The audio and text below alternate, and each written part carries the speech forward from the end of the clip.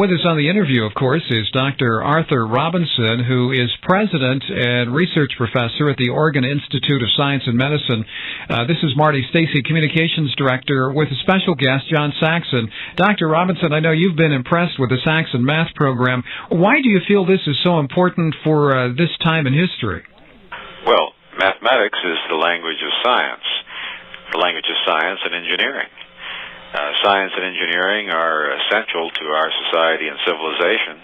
It's essential that our children learn this language, and the Saxon program is the best possible way of learning it that I'm aware of. John Saxon's also an unusual man. I think people are going to enjoy this interview. I think they'll enjoy it a great deal. John Saxon, describe for the benefit of the listeners a little bit about your academic and professional background before you got involved with mathematics in such an intensive way.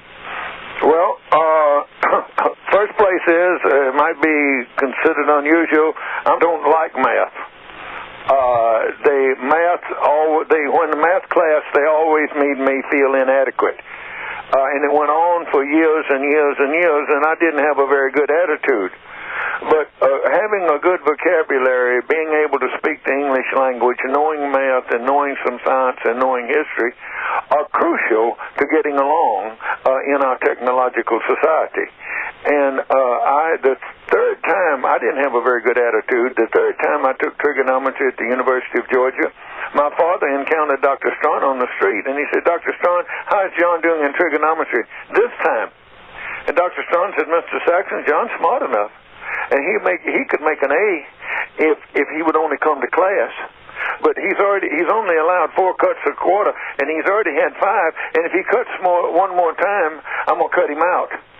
And my father came looking for me, and I'm very pleased that he did not kill me when he found me. And I made an A that time, and then I got because he gave me the math background, I got to go to West Point. And I graduated from West Point. I was a B-17 pilot in World War II. Right after my father I took a trig a third time, I went into the Army Air Corps in 1943, and I was a B-17 driver in World War II. I didn't get overseas. And then I got an appointment to West Point, and I took calculus, and I made 2 Ds. One of the reasons I was so poorly prepared, and the other reason I didn't have a good attitude. But this is a very important, this part that I'm telling you now, the fact that I was not interested, because we have a lot of John Saxons in our schools. And I am living proof that these students have potential, the ones who believe they don't like math and that are not doing well in math.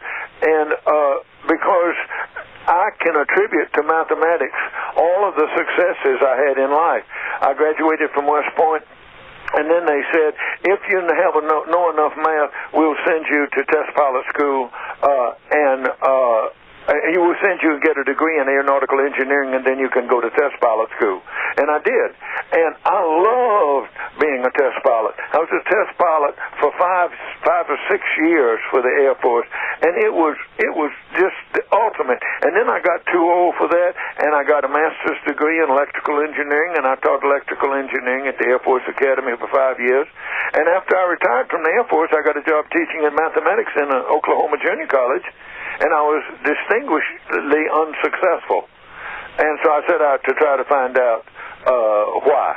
And it turned out that in our math, we teach math with flashcards. We show them, for instance, let's take percent. We teach it in hunks. We'll teach percent for a week in the 8th grade. Then they come up to the 9th, and then they don't discuss it after that week. Then in the 9th grade, we do it for 2 weeks. They don't remember anything from the 8th grade. And then in 10th grade, we give them geometry, and use geometry as a wedge to drive off the unfit and make everybody else forget the algebra that they know, and percent and all the rest. And then we don't teach percent in the 10th and 11th grade because it's a lower division topic.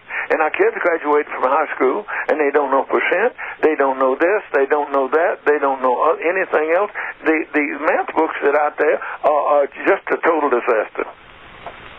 Art, you've had some experience teaching at the college level. Your observations in this regard? Well, I taught freshman chemistry at the University of California, San Diego, and the students were exceptionally poorly prepared in mathematics. And then, of course, we have our home school here, which uses Saxon math, and they're excellently prepared. Well, you see, my taking chemistry and physics and all of those things was total trauma, because I did not have the mathematical preparation necessary to let me concentrate on the chemistry and physics. I was dumbfuzzled by the math, the little bit of math that was required in those courses. So what did you do here at the junior college? Did you decide to rectify this whole situation? No, I didn't think you could do anything about it, but all good teachers try. You know, they say, ooh, that sounds like a good idea. I think I'll try that next year. Oh, that sounds like... And everything, you try anything because you cannot accept total failure. And so one time I was sitting in my office, and I said, John, they can pass the first test, the second test, the third test, and the fourth test, but they can't pass the final because the time they get to the final, they've forgotten everything that happened on the first three tests because we don't talk it again. I said, the only thing that I care about is the final examination. What would happen if all we did, for the whole course, was practice for the final? What would happen if we practiced everything every day? And he said, John, pretty soon you would have 150 problems on every homework problem set. And I said, maybe not. And he said, yes, you would. And I said, maybe not. And he said, yes, you would. He said, hush up, John, I've got to work. And so I hushed up. And then I turned around and started to work. And he said, but you could only have 2 or 3 of the new kind, and there wouldn't be enough of them for them to get it. And I threw back my head and roared. I said, they don't get it now. That's the reason I'm trying something different. And so what I set up, in essence, is what I've discovered or what I have developed, is we have a little bit of something new every day, and then we practice then we have 26 or 27 review problems, and we practice everything we've done before. And then tomorrow we'll have another something new, and they won't remember what they did today, tomorrow, but then we'll have to review that again, because what I want to do is I want a book that where they can pass a test of reasonable depth in every topic in May. And then the first time when I finished my Algebra 1 book, they had done a percent problem and a ratio problem of a reasonable degree of difficulty every night for 3.5 months in the Algebra 1 book. And I said, by golly, they've got it. And then I gave a class of them a test in September, and half of them had never heard of either topic. They had been able to wipe their minds clean over the summer, and they had done one every night for 3.5 months. And so then I said, well, we can't follow Algebra 1 with geometry. We've got to have another year of work on percent and ratio and everything. And then we had transfer students come in. And so I said, well, we're going to have to review everything in the Algebra 1 book rather quickly in the first 20% of the Algebra 2 book. And while we introduce new topics, and then we continue it going. And I found out that you can teach Algebra 1 pretty successfully in 2 years. At the end of the Algebra 2 book, the kids can work all of the problems in the Algebra 1 book with absolutely no difficulty. Art, any observations from your professorial background there? Oh, what? Well, he was asking me. He's quite right. You have to work for the final exam, because the point is that mathematics is the language of science. When you get to real science courses, if you don't speak the language, you're out of luck. And he's making sure that you know that language. Yes, and what we found out is that many kids are like I was.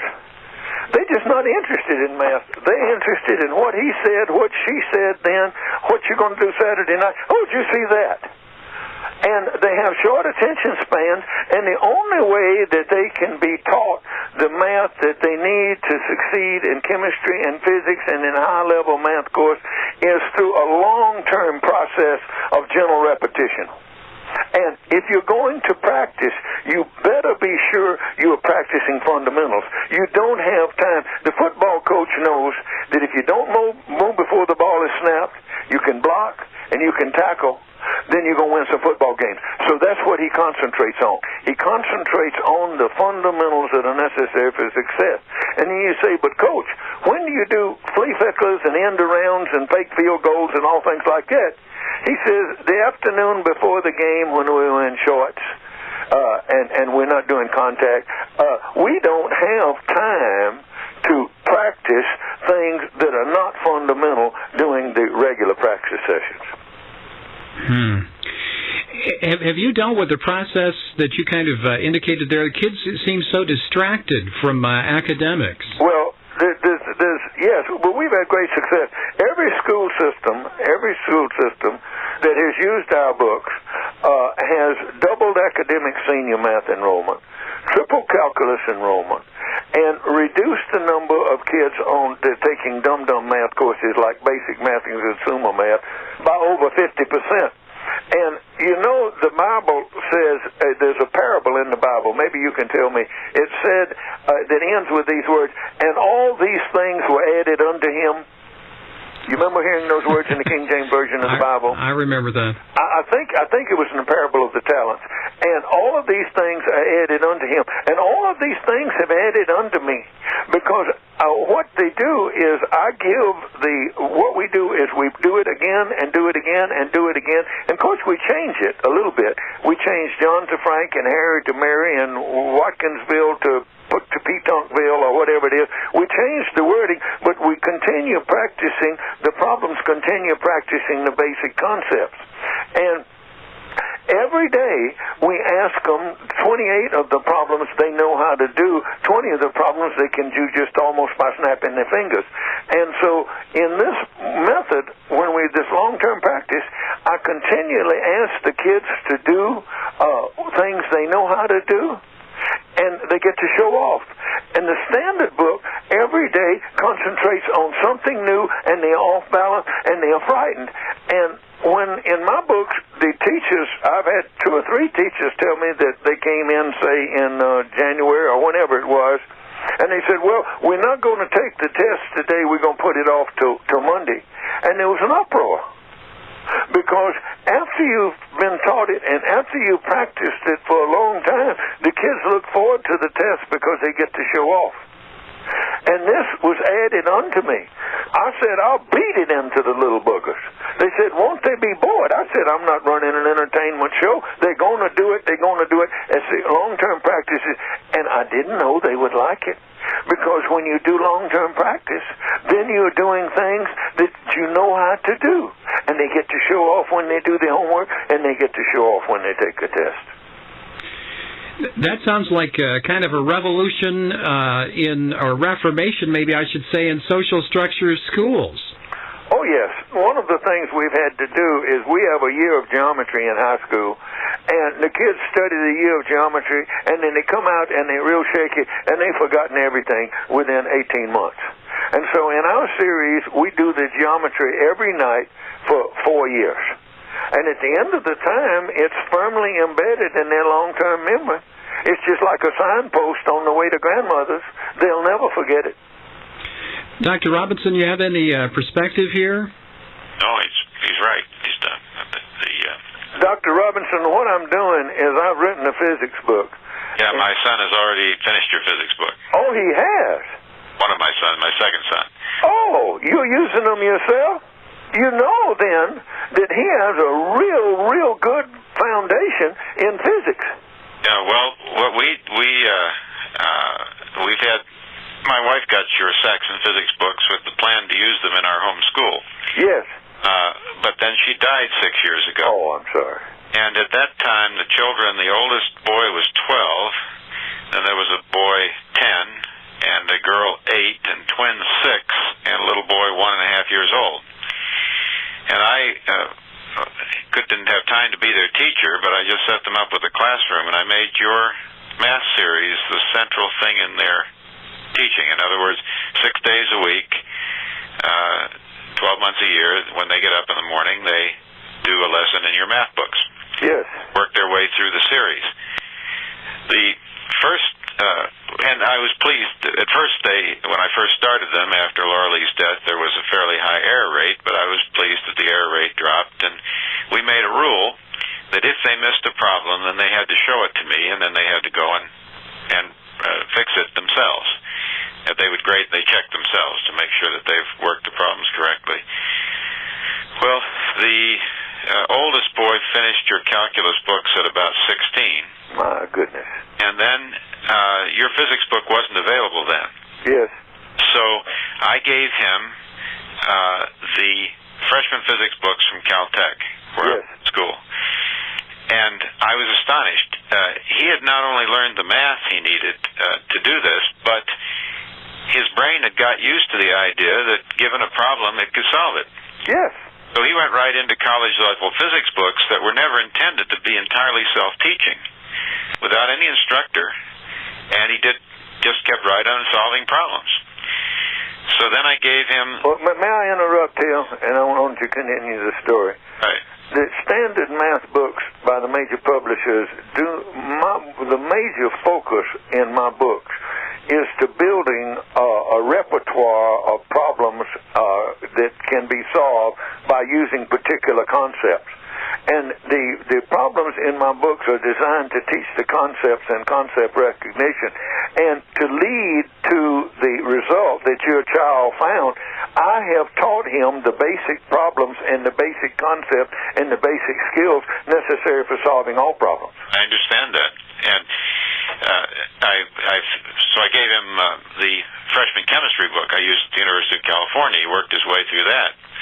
But you're right about problem-solving skills, and I show you one final illustration. When I was at Caltech, there was a dean there named Strong, who had over the years collected the toughest Newtonian mechanics problems, physics problems, from the final examinations. Yes. And it was ordinary to put in something in the finals that nobody could work. You know, yes. Didn't want the Caltech students to think that they knew it all, so they always had some problems in there. These are ordinary Newtonian mechanics problems, but they're tricky and they're involved. And he had collected these problems. There were 140 problems, and we knew them as strong problems after the dean who collected them. And they gave us, the Caltech freshmen, they gave us a set of those problems and a set of answers, and they didn't require us to do anything. They said, if you have any spare time, you might try some of these. There was one student on the campus who was legendary because it was rumored that he'd actually worked the strong problems. So Zachary's, because of your math, had done so well in these other things, and he was getting kind of a big head, and I said, well, I'll show you. And I dug out those strong problems and gave them to him. And he's working those with about a 10% error rate, 90% correct. And I'm convinced that this is because you've done exactly what you say. You have taught problem solving and taught it beautifully. And when the child reaches the age of 17, 18 years old, he can work any problem of that sort. And the same thing's happening with his brother, who's now 16. We have one oddity, which would be interesting for you to comment on. Because the children do this every morning, and because our plan is our schools works 6 days a week, 12 months a year, even though they go through all of your books, the ones that started earlier run out of material earlier. And we have now a 16-year-old who's finished your physics book, my Lord, 14-year-old girl who's finishing your calculus book, and her 12-year-old sister is going to finish your calculus book at 13. They're running out of books. Well, I would have written a chemistry book, but I don't know any chemistry. But I have an author, PhD from the University of Texas, over here at the University of Oklahoma. And in 2 days, I'm going to start on the chemistry book, and I'm going to write the first 5 or 6 lessons, which will include all of the chemistry that I know. And then she is going to write the lessons, and we're going to do the homework problem set, because I think your younger kids found physics quite reasonable, didn't they? Well, yes, and the remarkable thing is that even at an early age, going through your series and doing everything in your books, even 13, 14-year-olds can complete your calculus book. I'm flabbergasted. Well, I'll tell you what. When I wrote my first book, I could read it. And I had never been able to read anybody else's math book, and I'll tell you how I explained that to myself, that I could read my book. I said, John, you're not smart. And what you have done is written books for people who are not smart, because the math is not difficult and the physics is not difficult. And I really believed that for a long time. But I am not brilliant. I don't think I'm as smart as any of your kids. But it is possible to teach these things that have been so poorly taught in the past, so that anybody who will do the work can learn them. Yes, and I think you're teaching more than math. I think you're teaching kids how to think, because their performance in other subjects besides math is, I think, far better because they're doing your math text. I don't think I can teach them how to think. That's teaching divergent thinking. That's teaching Einstein how to think. I can't do that.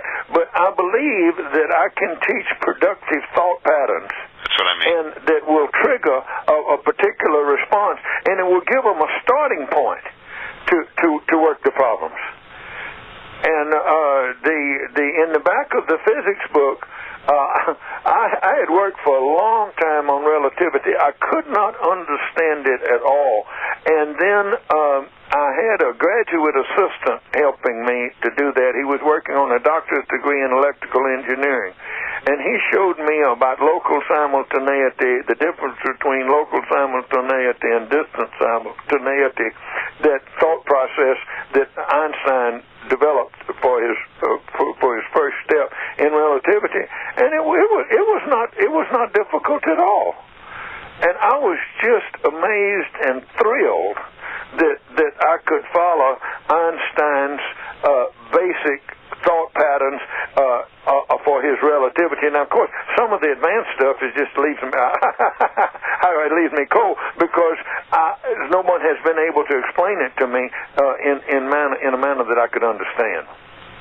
What do you gentlemen think about talking about the learning theory behind Saxon math? Art, does that sound like a good subject next? Well, surely. He's been talking about it, but have him talk about it some more. Yeah. Well, I have something, Art, and that I've never written any of this down, but I found out that that learning, if you learn something, it means that you can recall it. If you need it, you can recall it. And I have found out through this thing that I've done with the books that forgetting is an integral part of learning. The concept does not come from the teacher's mouth. It's the starting point, and you design a little problem at this level on the concept and have the student work the little problem. And the next day, they will look at the problem and they'll draw a blank. And so you have to help them recall it. And so they strain and they strain. Oh, yeah, okay. And then they do it. And then the next day, they have to recall it. And they still have difficulty, and sometimes they have difficulty for a long period of time. But if they're given a lot of practice and allowed to forget it and then recall it, and then forget it and then recall it, and then forget it and recall it, sometimes they have to be helped on a concept every day, say for 10 days for a particular problem. But by that time, they will read the problem again, and they'll reach up and they'll try to recall, and they're able to recall it. But the thing that I have discovered is if you stop at this point, the ability to recall it will fade away. And what Dr. Benjamin Bloom at the University of Chicago, he is the guru of learning for America. He says that your first task is to attain mastery. Then what he says is you must do real long-term practice beyond mastery, which allows you to automate concept recognitions and the skills necessary to do a particular work or problem that requires the use at a certain level. And when you have automated this, and you can do it automatically, without thinking.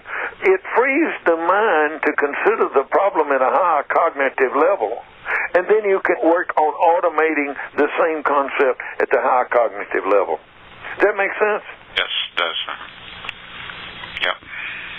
A lot of sense. What is your observation, John Saxon, after the years now that you've seen students taking the math? Is there a paradigm shift in the way math teachers are looking at things? Oh, no. What they're doing, the math teachers in America, are going along with the untested recommendations of the National Council of Teachers of Mathematics. You see, the mathematicians have a society called the American Mathematical Society. If you have a doctor's degree in mathematics, you belong to the American Mathematical Society, and they are interested in inventing new math and pushing back the envelope. And most of them are so far out, the real mathematicians, as far as I'm concerned, it takes them an hour and a half to get back to left field.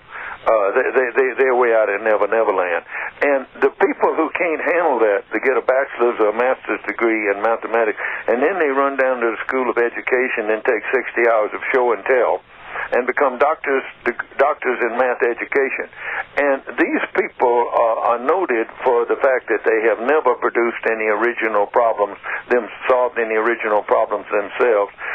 But somehow or another, they feel that they have been given the gift of teaching students the art of solving problems, in spite of the fact that they haven't been able to demonstrate this art themselves.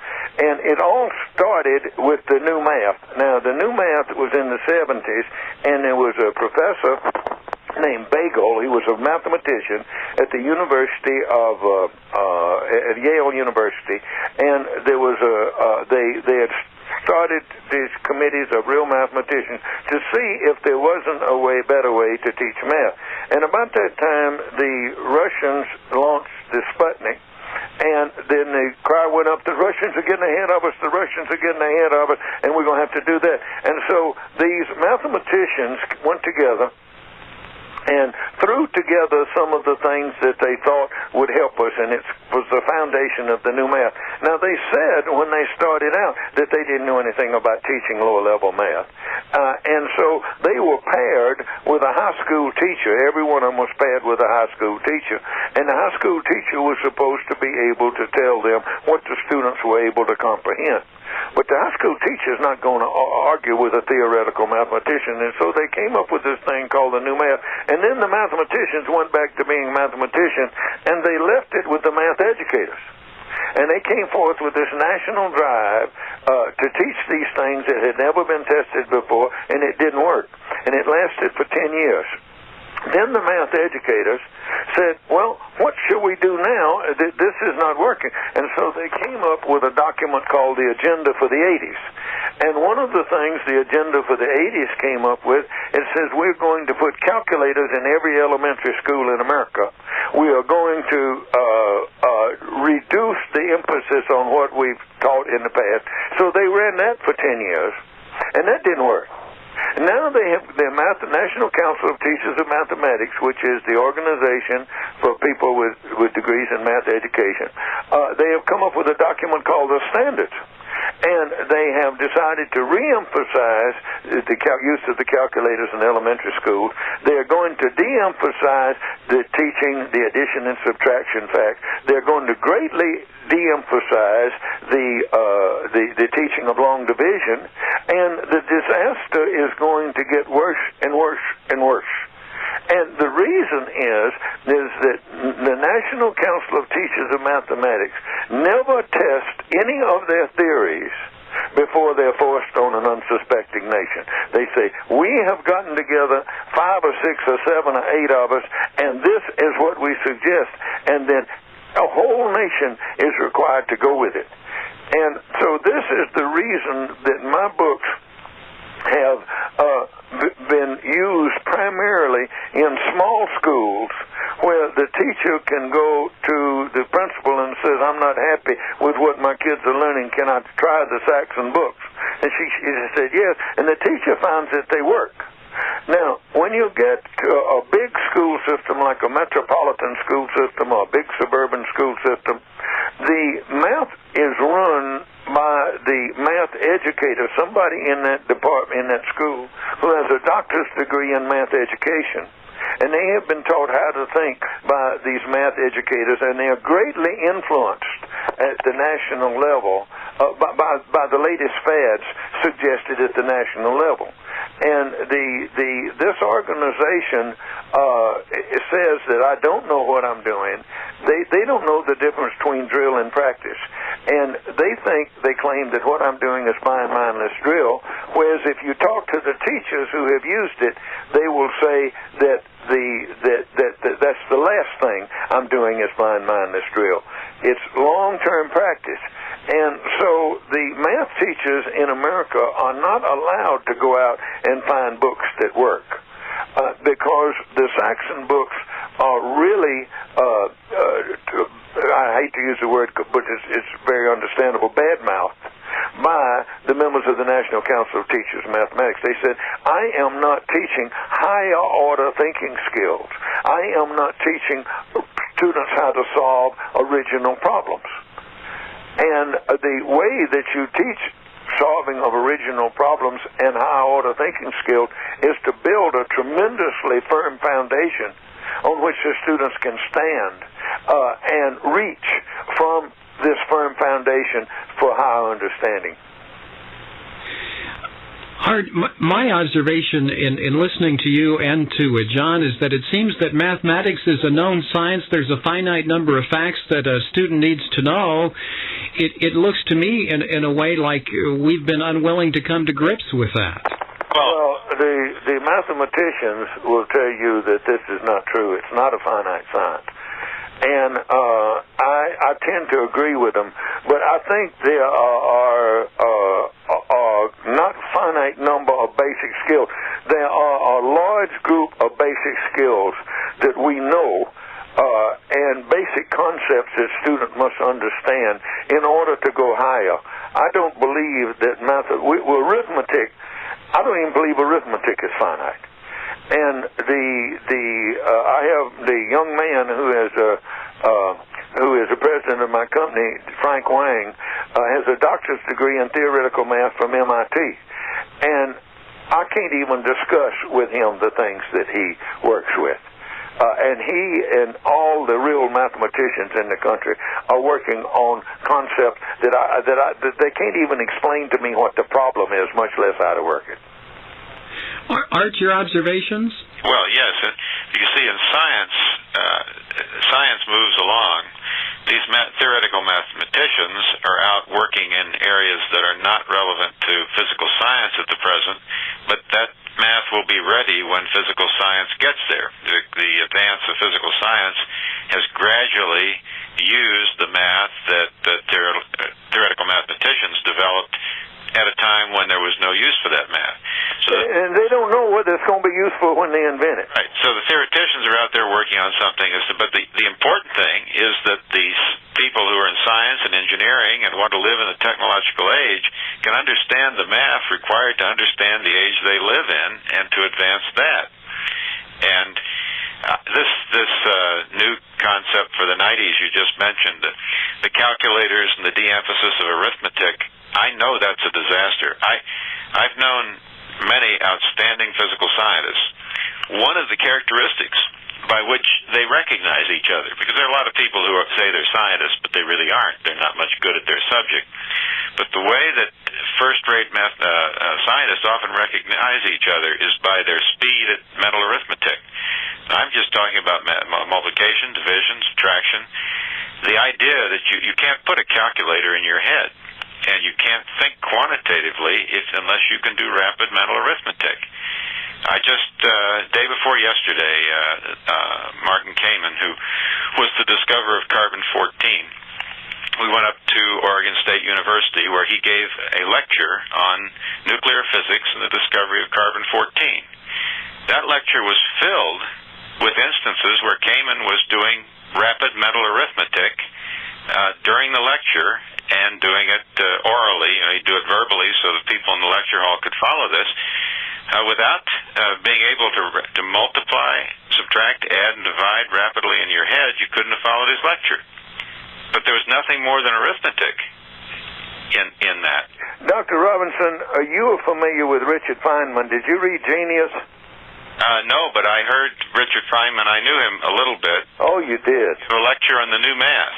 Oh, my goodness. And I heard him give a lecture on the new math when it was prevalent years ago, and through some quirk, Feynman was put on a committee in California to evaluate new math textbooks. Oh, I read his book on that. And the lecture was just hilarious because he starts out pointing out that the books were full of stuff that he'd never had to use, and he didn't know why the kids needed it. And then he started on the teaching method. It's just the new math, of course, was a disaster, and Feynman very humorously explained why while it was going on. But the essential thing is to understand the fundamentals and build on that as you do. And as I say, I've seen these students here in our home school. They can work top-level physics problems because you gave them a good fundamentals. But if I had given them calculators when they were in grade school, they wouldn't be able to do anything. Let them use computers when they were 12, they wouldn't be able to do anything. They'd be... Well, the National Council of Teachers of Math says the technology is here. Now, this is the reasoning. The technology is here. The calculators are here. The computers are here. Therefore, we should use them. Well, tuberculosis is here. Right. They don't recommend tuberculosis. They don't recommend venereal diseases. There are a lot of things that here, and the fact that they are here, and they are very valuable. It's ridiculous for you in chemistry to have a big numerical problem to have to sit down and grind it out with pencil and paper. My wife was a systems programmer, and I've used the best computers I could get my hands on for 30 years in my work. At this time, in this little research lab, we have 8 computer systems, and I won't let any child touch one of those computers until he's finished your calculus course. Well, then he has the background that he can understand what is going on. Well, at least the computer can't get in the way of his learning. Yes. Do the things his mind needs to know how to do. But we're having a disaster in America. Everybody is doing all the public schools, most of the public schools, are doing what the National Council of Teachers of Math says to do about calculators. And the disaster that they are creating is becoming more and more apparent. In the 8th and 9th grade, they are arithmetic illiterate. I write a newsletter, and I wrote in the newsletter recently words to the effect that some American kids were doing okay in spite of the school system, but it was too bad to burden them with this. One of my former graduate students who teaches at the university called me up and he says, I don't agree with what you wrote. And I said, well, why not? And he says, well, you said some of the kids were doing all right. You haven't been teaching in the university for a long time. You don't know what I have to put up with. Then he started talking about the math skills of the kids in his introductory chemistry courses. They don't have any. They don't know third grade math. They can't do anything. It's a disaster, and the members of the National Council of Teachers of Mathematics talk all the time about the standards, how they're going to do away with the necessity for doing arithmetic. They're going to teach high-level thought process. They're going to do all of these things, and all of it sort of reminds you of the communists. They believe that you had to destroy a society in order to build a perfect society, and they have destroyed Russia and Eastern Europe, and it'll take them 100 to 200 years to recover from the destruction.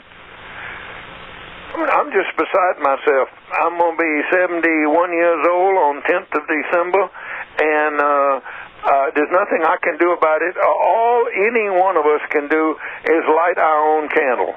You've done a tremendous amount, and aside from these school systems that are using your books, the homeschool movement is growing like wildfire, and practically every homeschooler I talk to is using your books.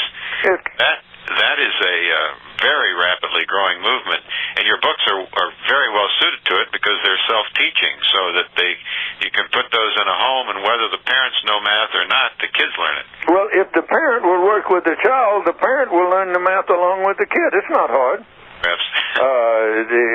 They consider work. Many kids consider work like that misery, and misery loves company. And the parents have to get, if the student is not wildly enthusiastic and doing it on their own, the parents have to do what my mama did with me.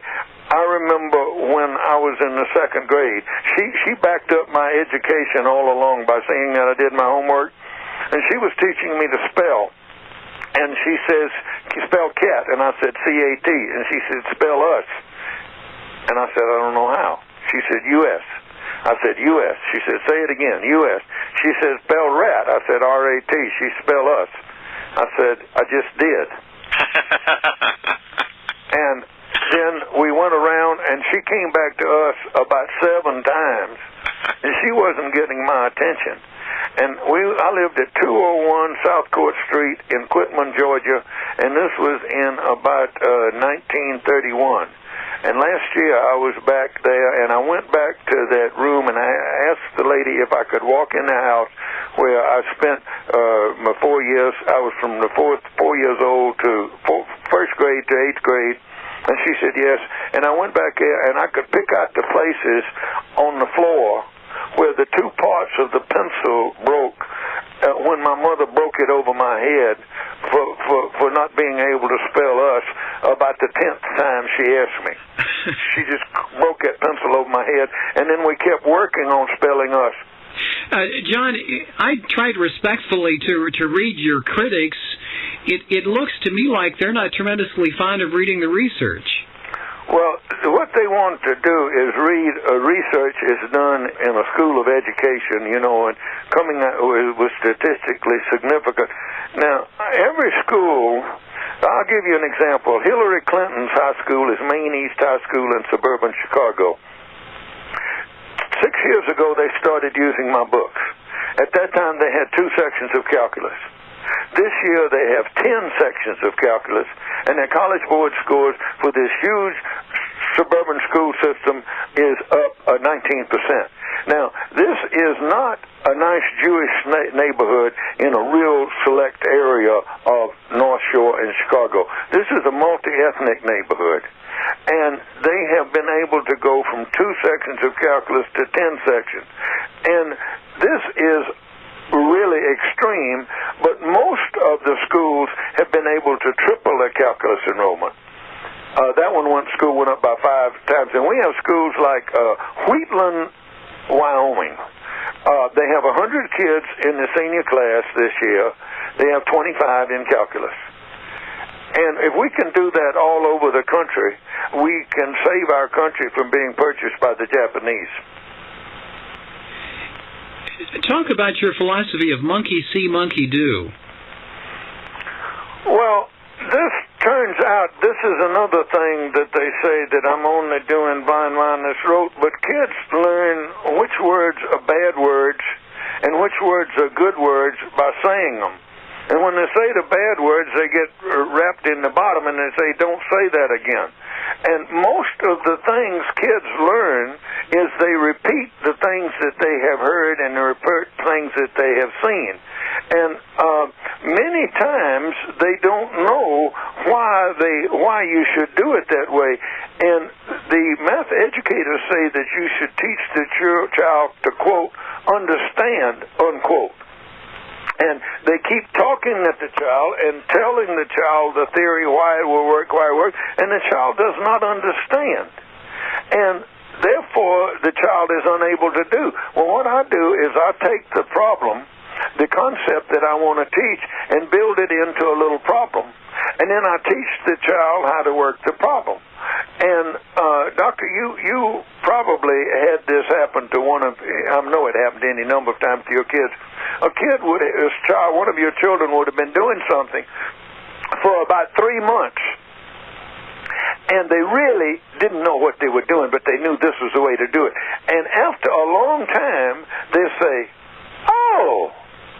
And you say, now do you understand? They said, yes, look. And the understanding of many of the concepts, which are abstractions, comes after using the concepts for a long period of time. This is exactly right. When I went to Caltech, the first lecture that they gave us, one of the main principles they taught was if you don't understand it, memorize it. Memorize it and use it. Eventually you'll understand it. And this is anathema to educators. That's exactly right. And they said we don't want to teach the children. In fact, we don't want to have them memorizing. Sometimes you memorize things you don't understand. I'd like to give you a real good example. In Athens, Georgia, in 1940, I was in Miss Ruby Anderson's English class, and she made me memorize the last stanza from Milton, the blind poet's poem Thanatopsis, which Thanos is the Greek word for death, and Thanatopsis is on death. And Milton's last stanza, if I can recall it now, it says, "So live that when," I won't have it exactly right, but I have pretty close. "So live that when thy summons comes to join the innumerable caravan that winds through the silent halls of death, go not like a quarry slave scourged to his dungeon, but sustained and soothed by an unfaltering trust, lie down to pleasant dreams." I didn't know what I was memorizing, but I do now. Well, I've had the experience in science all my life that I will use a concept for a long time, and it may be 10 or 15 years after I learned that I'm explaining it once again to somebody and I finally understand it. I'll never forget my favorite story. Can I tell another one, please? Please. I was teaching a second year course in electrical engineering at the Air Force Academy, and it required the use of partial differential equations. And I said, the partial of this with respect to that, delta that, plus the partial of this with respect to this, delta this. And I was writing it on the board, and I got the first three partials written. And I looked up at the board, and I said, it's true. I said, all that partial is, in this case, is a constant. And then I explained it to the kids, and I was flabbergasted. I had done partial differential equations for 2 semesters at the University of Oklahoma, and I had taught the course for 2 semesters at the Air Force Academy, and I didn't realize what it was. And then all of a sudden I saw it. This whole idea basically sets current educational procedure on its head. It's real difficult to understand. The people who are doing this are good people. They want to do good. And they don't believe how they are damaging our children by denying them this the memorization of the facts and the concepts and the skills necessary to build a firm foundation to stand on to reach higher. They really think they are good people. And I'm sure that God loves them, but I don't. And you don't have, it's important to understand, Marty, we don't have two competing ideas here that are competing in a vacuum. Just leaf through these results from the schools that have used Saxon math. These are not little increases in SAT scores. These are enormous increases. The effects are... They said it's statistically significant. I said, in Sylvania, Georgia, it's a county school system, the Scriven County school system, that high school in Sylvania, Georgia, used the Saxon math books, and the algebra enrollment increased 106%. That meant that it more than doubled. They had 87 students one year, and twice 90 is 180. They had more than 180 students the next year. Not the next year. It took them 3 years to do it because the effect is cumulative. And this is happening in schools all over America. And until the National Council of Teachers of Mathematics comes up with something that's better, they say, don't use Saxon. He'll double your advanced math enrollment, increase your college board scores, but that doesn't count because he's not teaching understanding. Oh, no. Yeah. I was in I was in Charleston, West Virginia 2 weeks ago at a regional meeting of National Council of Teachers of Mathematics. And I had an appointment with the president last year of the National Council, and she wasn't able to keep it, and we hadn't rearranged it, and so she came down by my booth, and I called her name, and I said, "Come here," I said, "let me show you something." And she looked at me like I was the most evil thing that you had ever seen, and she just skidded off sideways like a crab. And this is the last president of the National Council of Teachers of Math is even afraid to talk to me because I'm so contaminated. Well, the bottom line is that you've created something that they can't create, and it's doing a better job than what they did, and this is... Well, you see, I don't have a degree in math. I don't even have a degree in education. That's possibly the easiest degree to get. I'm an outsider, and it's real funny. You remember in ancient times that many kings would kill the messenger who was bringing bad news? And that Hans Christian Andersen told us that in his fairy tale, something that's accepted in all society, that only a child is allowed to say the emperor is wearing no clothes. Okay. And I say that we have been teaching math wrong, and that I can prove it, and use my books, and we can double the algebra, we can double advanced math enrollment in any school, raise the college board scores in math in any school 20%. Now, that's a minimum. In Hennessy, Oklahoma, they started using my books. They raised the college board scores in math 49%. Then the two teachers that had been teaching the math in Hennessy High School retired. They got in two more teachers. They threw the Saxon books out, and now they're right back to where they were before. And this happens, unfortunately, all over the country. Art, we haven't said this, but I think the bottom line here is if you have kids that don't know math, or you don't know math yourself, don't walk to the nearest Saxon math distributor. Okay, can I give our 800 number so people could call us? Please do. It's 1-800-284-7019. And if your child is not doing hacking it in math, they're only going to get one chance to learn it. And my mama realized this, and she saw that I wasn't doing it in school, and so she helped me at home. She bought the materials, and she beat it into me at home. And it's your own flesh and blood, and you have to take care of your own flesh and blood. And if you can't talk the school into trying Saxon math series we have from kindergarten through calculus, then you're going to have to buy the books and teach them at home, or pull them out of school and homeschool them, which is a real hard job. It's a lot easier just to augment the math that they learn in school by teaching them the Saxon math at home. Okay, number again is 1-800-284-7019. The interesting thing about Saxon math books is that you can always resell them at homeschooling conventions after your child has used them. Oh, yes. I wanted to ask you a question. I'm looking at a graph of the SAT scores in Geronimo, Texas, after using your program. The SAT scores have risen during this time this is the total SAT, verbal plus math, from 766 to 989.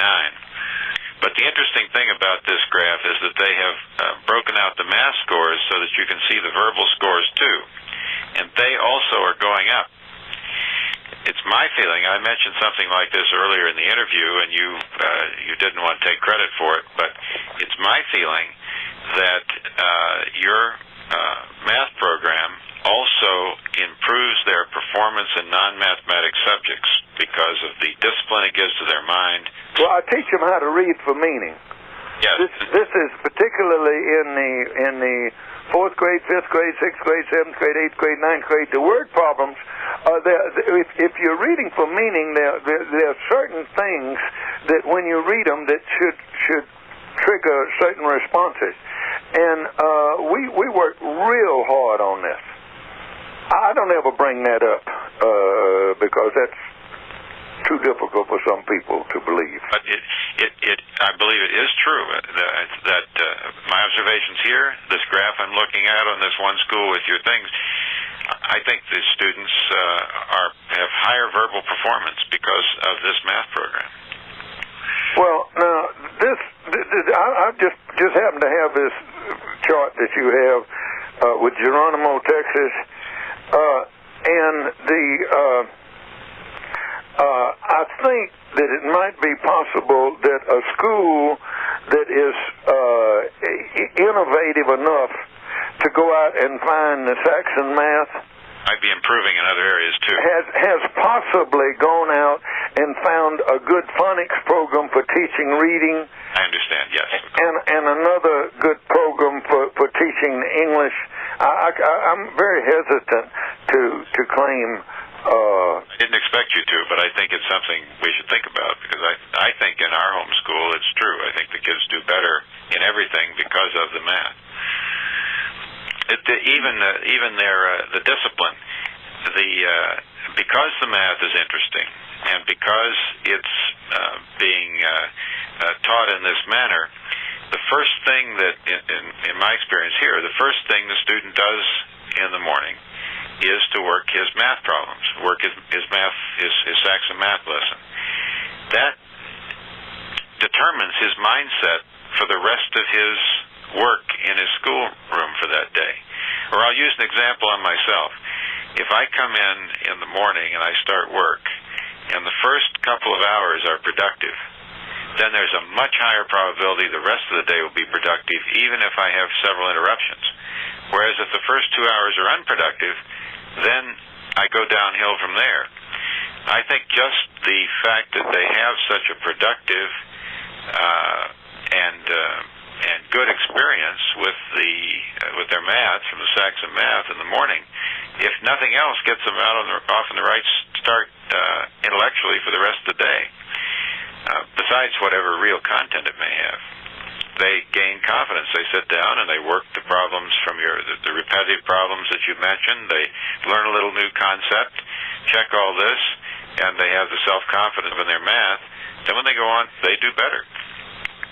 You're in Oregon. The man who was the math coordinator for the state of Oregon took great pride for keeping Saxon math books off of the state adopted list in Oregon. He had a personal campaign to do that. And to my knowledge, the Saxon books are still not on the state adoption list because of the efforts of the last state coordinator of mathematics. Maybe he's part of the reason that I wouldn't let my kids near a public school in this state. I was very disappointed. This has happened in 2 or 3 states. It's happened in Tennessee. Let's see, we did an adoption last week in Georgia. And it's happened in Georgia. But we finally gotten to the point now that books in enough schools that when this happens, the states go to the legislature and they change the adoption laws so that good books cannot be blocked just because they don't like the philosophy of the books. You see, the only schools that adopt are the Old South and Oregon. I can name them for you. There's Kentucky, West Virginia, North Carolina, South Carolina, Tennessee, Georgia, Florida, Alabama, Mississippi, Louisiana, Arkansas, Texas, Oklahoma, and somehow another Oregon. And then a few of the other states have adoption at the state level, but they are not they are not very restrictive. They let most of the books on. You know, I don't know if you want to talk about this or not.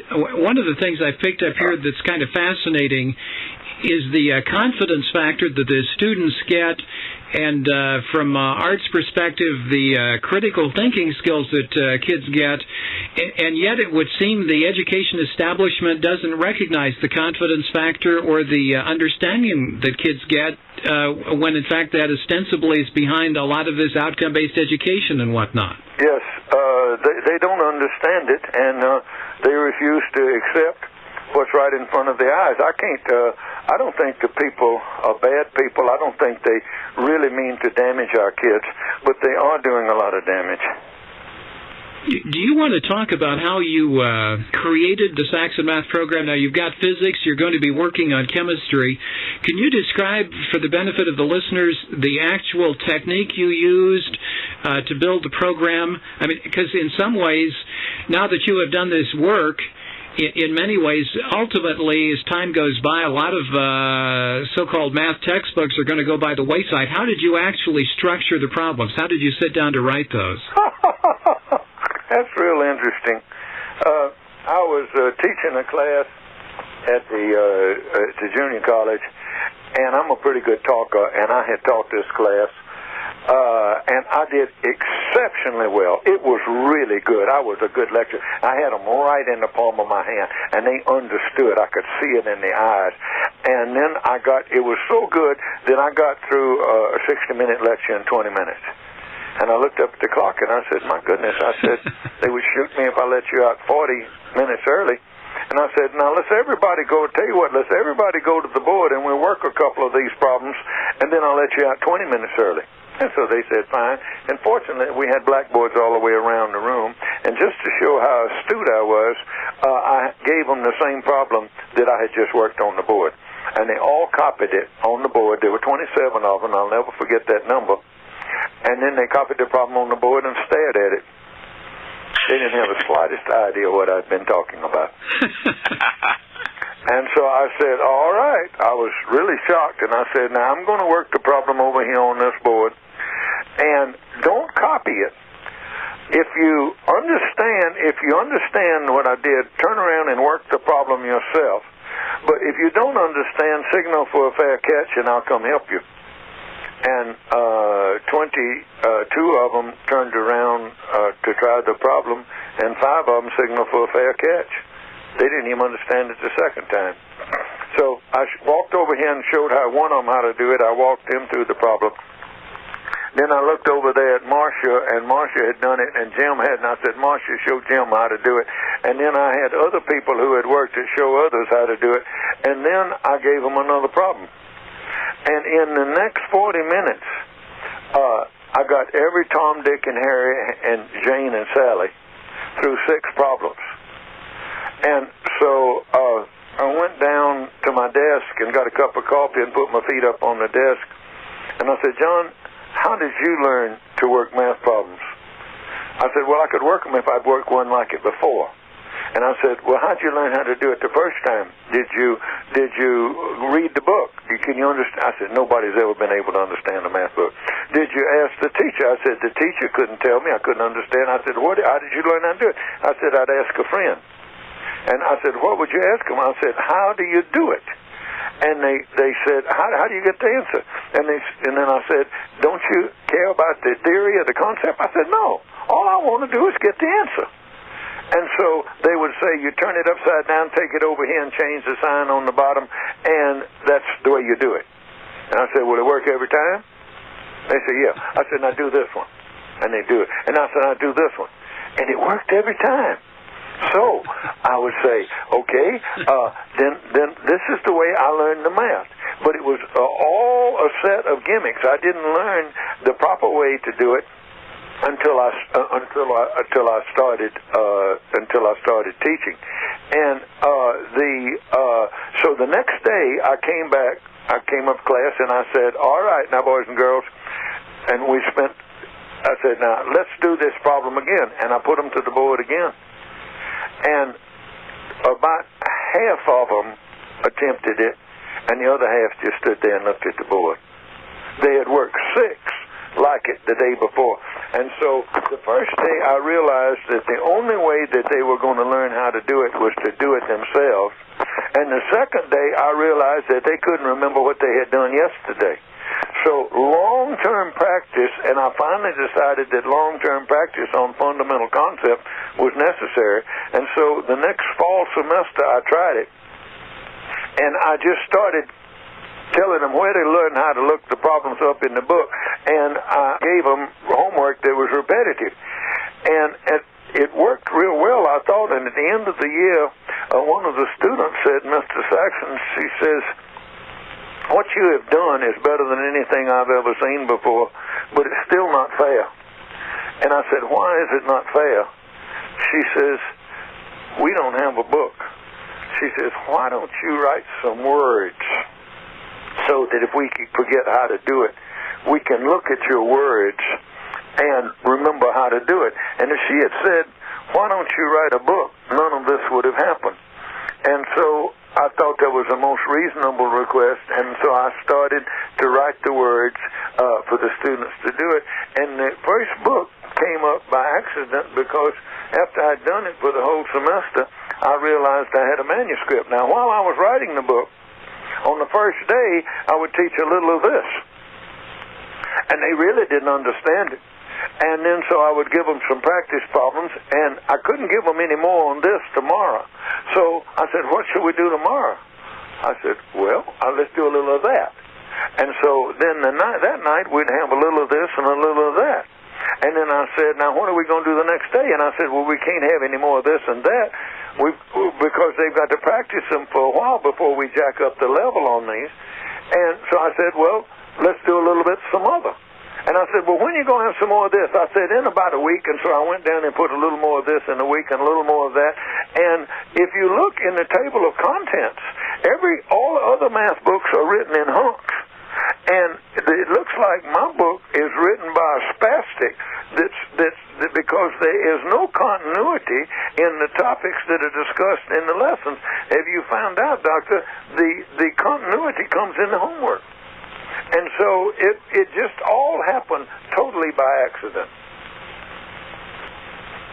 What a wonderful accident.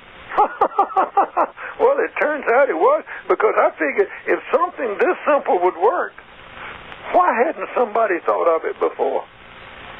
And so I was sure that it was wrong. The results I was seeing were wrong because the reasoning behind doing it the way I did it was so simple. I said, so surely one of these wonderful math educators would have thought of it before.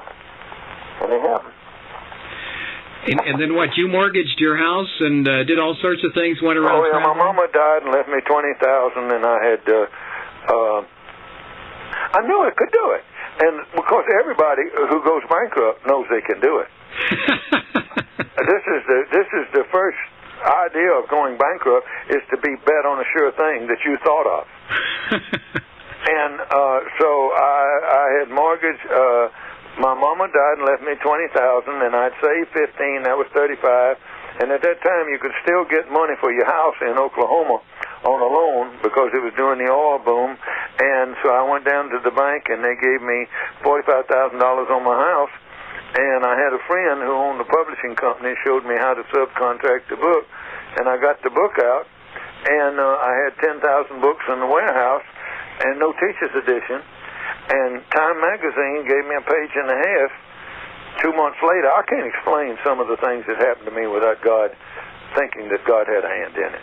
The idea that I had 2 books published by 2 reviews of my books, 2 articles by me in National Review that owned by Bill Buckley.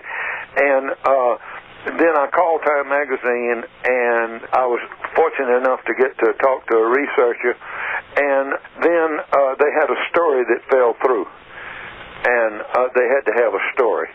And this researcher says, well, I have this story about this man in Oklahoma.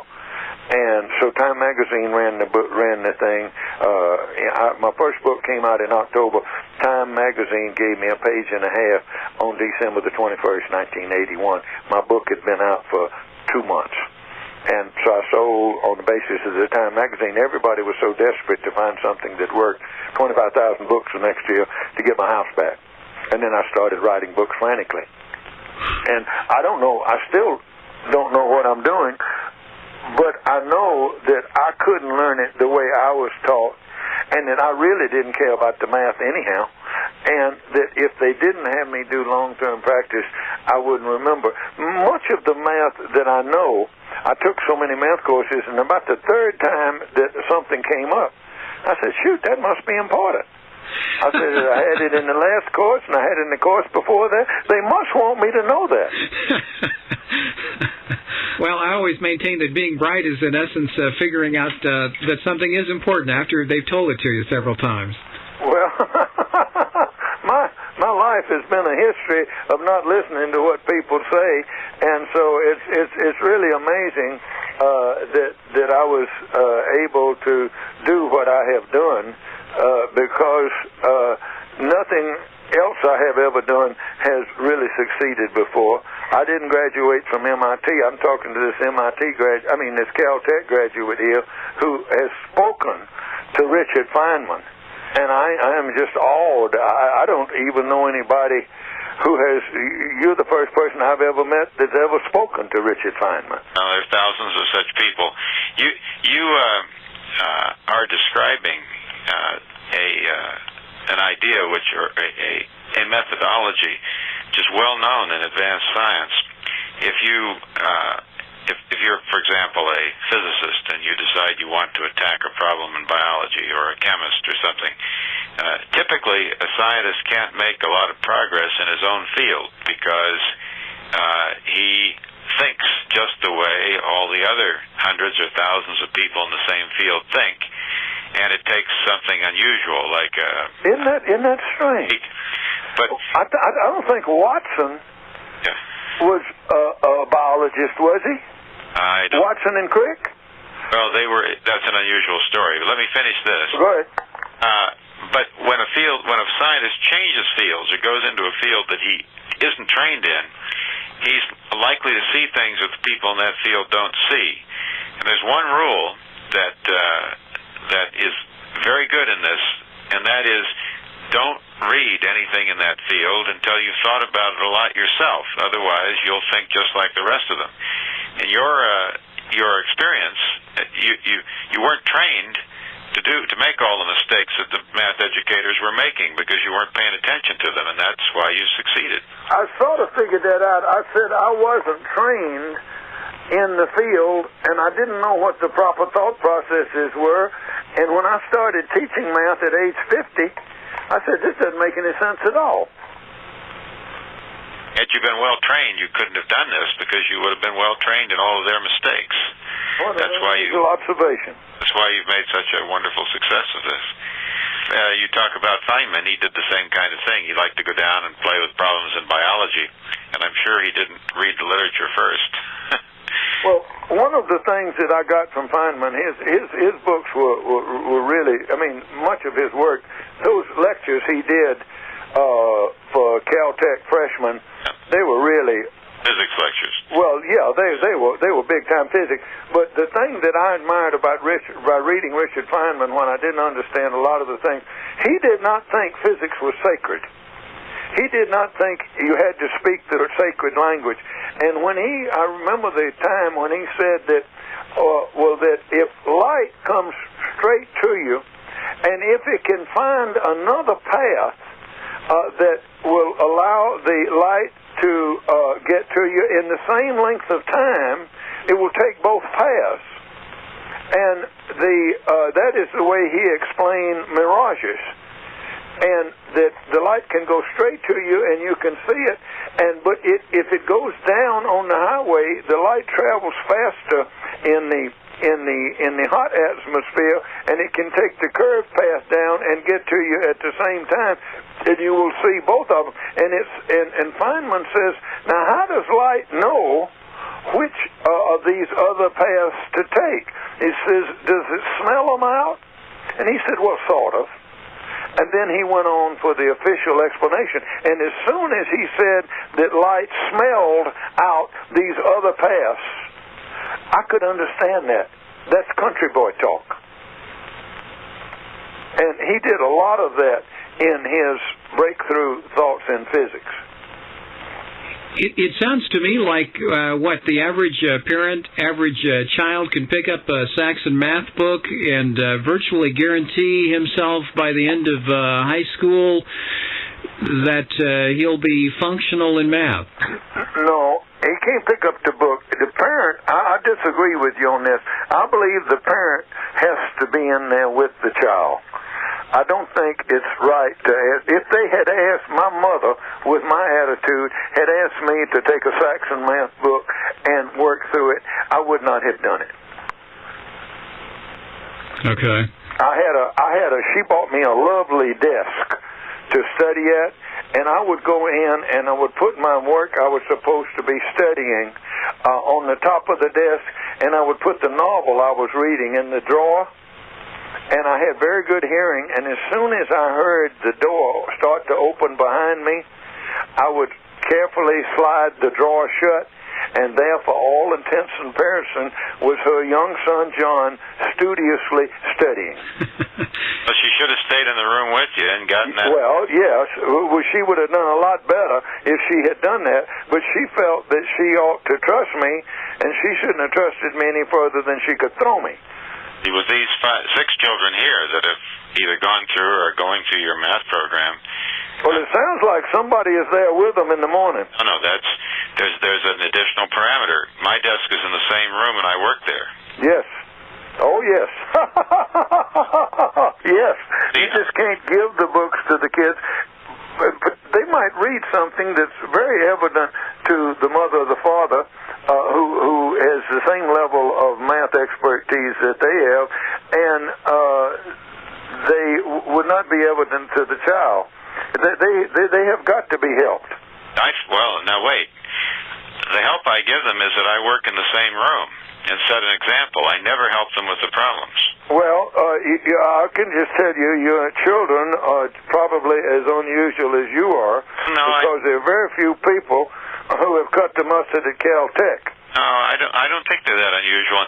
We've had now in one case, the one little boy reminds me of the experience you talked about for yourself. The other 5, when I sat them down, they just did what their brothers and sisters did. They started working problems. Well, I think possibly because their brothers and sisters were there, that might have helped them a little bit. Yeah, all the peer pressure helps. But if you disagree with me entirely, I will just restate the fact that it's so wonderful that we live in a free country and we can believe opposite things. Yeah.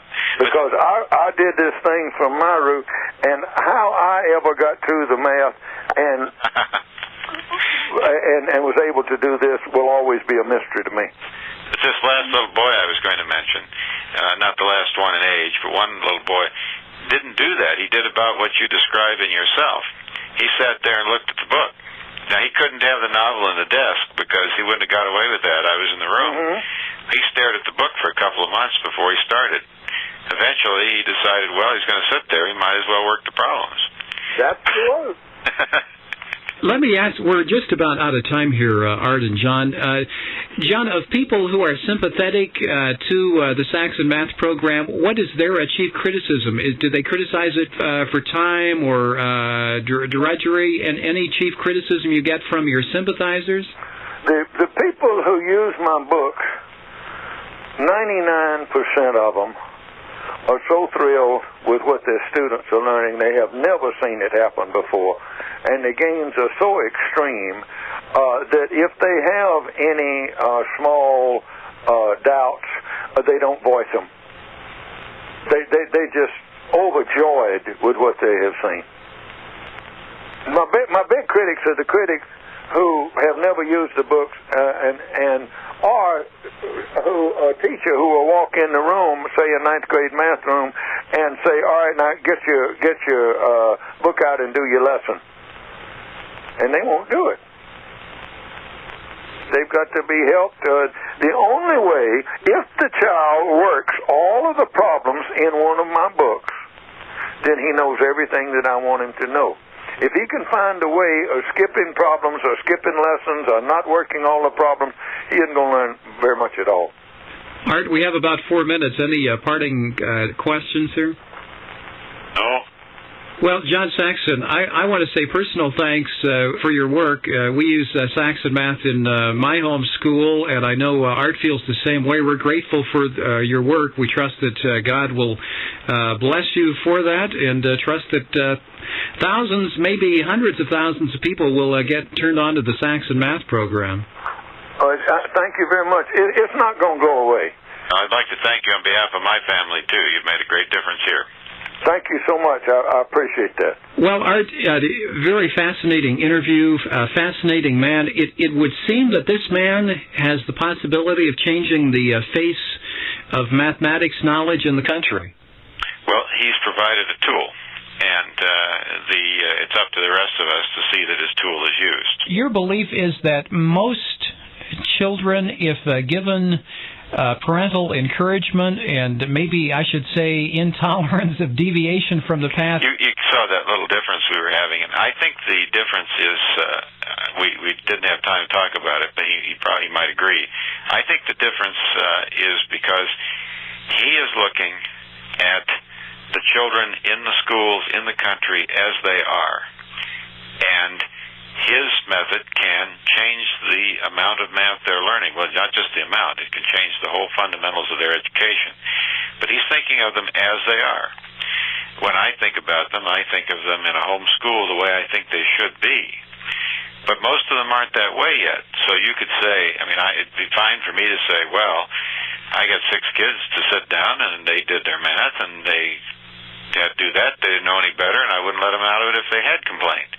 On the other hand, if you sent 10 kids from the public schools in here, who knows what they would do?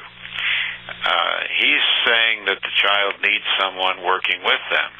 I think he's probably right about the vast majority of public school students or students in our society who are saturated with television and saturated with all kinds of other influences which distract them from their work. So I tend to think that the idea that the child completely self-teach is tied up with the environment in which he is. Most children in the United States aren't in that environment, and it's those children that Saxon, quite rightly, is most concerned about. So when he says the way he found them when he was teaching and the way he finds most of the kids that are using his books, that they need more individual attention, I'm sure he's right. I would say that's because of other influences in their environment that it would be well to get rid of as well. You see what I mean? You basically are actually agreeing, even though it sounded on the surface there like there was a disagreement. Yeah, I don't think. Well, I'm sure he'd be happy to have a child sit down, go through the Saxon Math series without help. But it's his experience that lots of kids need someone sitting beside them. I don't think that's good for them, but I would agree that most kids, in the way you find them in society today, would. Oh, all right. The other thing which we didn't talk about, but I noticed, he said, well, you could just leave the kids in the school but give them the Saxon Math, and that would patch up that problem. I think it's better to take them out of the school and not have the problem in the first place. It's no doubt correct that if you teach Saxon Math on the side in your home, and the child has to stay up late at night and so forth to try to learn what he didn't learn in the school, that he probably can learn it eventually. He'd be better off not to give him the disadvantage of having to start that way. Start him off in the morning with the right thing, and don't fool with the bad influences. Well, this is a remarkable man. He's done a remarkable thing, and it's as you say, very simple. I don't think that he's the first one that's ever had these thoughts. My guess is that good teachers centuries ago realized this too. But these big organizations, like the huge socialized medicine system in the United States, and this organization has given him trouble, these math teachers, they're just part of socialized education. These big organizations can drift off into the craziest of holes. And they've drifted so far away from fundamentals that a man like this can come in and say, hey, wait a minute, 2 plus 2 is 4, guys. And he's totally right, and they just look incompetent because their crowd has thundered off in the wrong direction so long that they don't even remember the fundamentals. Yeah, the research is just incredible. I mean, he's had success after success. More kids want to do math. These things, you can't show it on the radio interview very well, but these test scores from school after school after school that have taken his program are just astonishing. But they're not little effects. Like here, the one I was talking about, Geronimo, Texas, they start out with an average College Board score of 766. 3 years later, they're at 989. And there are a lot of different things, not just the SATs used in here, all these other different sorts of tests. But finding.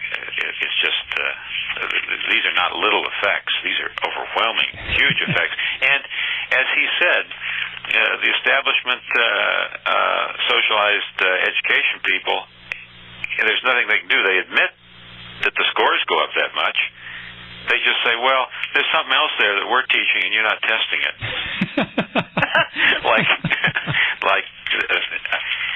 If you visited a public school recently, what they are teaching is probably not what you want your kids to know. But here's another thing, just the math score now. The other one I mentioned was the verbal plus math. Switz City, Indiana. They start out with average math scores of 398. 2 years later, they're at 504. Wow. And they're just here's one. Belleville, Illinois. These guys start out with 478 as their average math scores, SAT math scores. And let's see, this is 4 to 5 years later, the 478 has become 630. You know, the only way that you could overlook something like that is if you didn't have a background in math. Well, you realize the difference here is the difference between the score you would need to get into probably the poorest university in the country and the kind of score you need to get into a top university. There are a few places in the country you'd need a 700, but that's rare. And there's a note on the bottom of this thing. These bars average things out. In 1992, this school, which started with a 478, in 1992 their average was 730. Wow. It's just stunning. And for people who aren't used to this, 800 is a perfect score. 730 is above the average of every university in this country. Good. Nice. And it's just, here's another one, 415 to 575. The results are overwhelming. And the same thing with the other test types that they use. He's got there are a bunch of them where they use ACT tests and other tests that are used. By all measures, this math program has outstripped everything that the establishment is using, and has outstripped it overwhelmingly. You don't even need to talk about statistical significance because the results are so large that I mean, they're certainly significant, but they're way beyond any even discussion of that. One area we didn't get into, and I don't know, and I think John was trying to say this as well, there was really no way to quantify this, is there a spillover effect into other areas? Well, yeah, I'm sure there is. He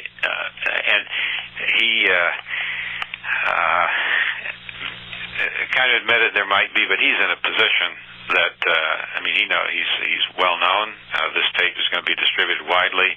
He has enough trouble with these socialists not paying attention to his math achievement, and to start to talk about the other effects of Saxon math would just be, if he were to make a statement like that strongly, then he'd be widely criticized on that. These fellows would attack him for that statement and try to make everybody forget about the College Board scores in math. Yeah. So it's wise for him not to discuss these other things or to give them too much credence. But I know they're there. I watch them with these kids, and as I say, while we were talking, I looked at this Geronimo, Texas thing, and it was the only graph in these many graphs of SAT scores as a function of Saxon math in this book that I'm looking at, in which they happen to have written down the math scores separately, so I could break them out and fit in the verbal scores.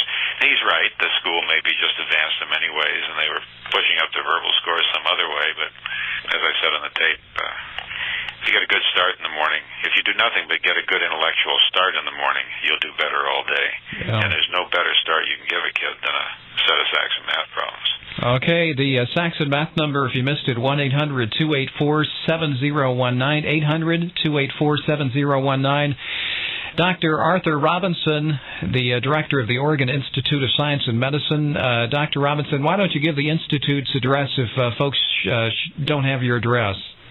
Oh, well, the address is 2251 Dick George Road, Cave Junction, Oregon, 97523.